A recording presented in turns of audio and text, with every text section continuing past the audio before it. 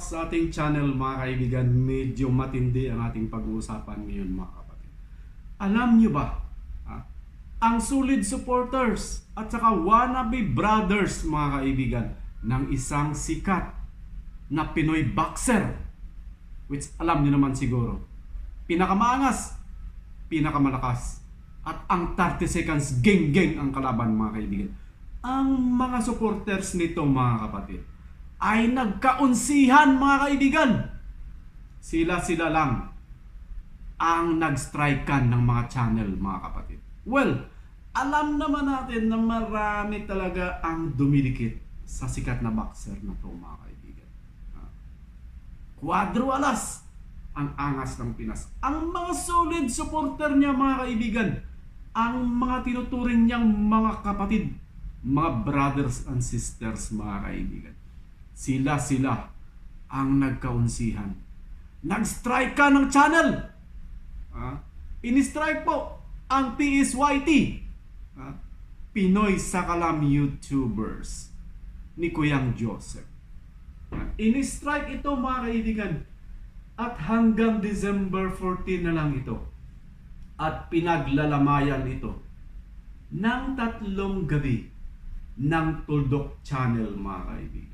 Well, ang channel din na Cuadro Alas, It's My Boy, ay in-strike din ng mga dating kasamahan ni Cuadro Alas mga kaibigan. Well, hindi natin alam kung ano punot dulo nito mga kaibigan, pero maliwanag na maliwanag. Sila mismo ang nagkaunsihan mga kaibigan. Well, matinding sigalot ito. Makikita natin na may halong business protection or pagpapahalaga sa kanilang mga business mga kaibigan. At syempre, ang pagiging pagdikit at masolo itong si Cuadro Alas mga kaibigan. Well, panoorin nyo ang last night or ang paglalamay bago malibing ang PSYT channel mga kaibigan. Well, burado na po ang PSYT. And of course, may bagong PSYT na rin mga kaibigan. Ang masaklap lang mga kapatid is umabot na ng 12,000 ang subscribers nito. At 2 weeks lang na-monetize.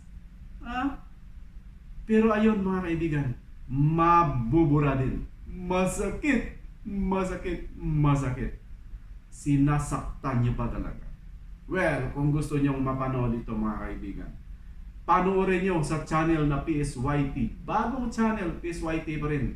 At saka sa Tuldok. Dahil nagla-live yan ng online lamay bago mailibing ang PSYT.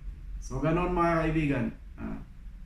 Talagang pagdating sa mga interests mga kaibigan, sa mga personal at saka mga business interests, walang permanenteng kaaway at saka kaibigan. Tanging interest lamang mga kapatid.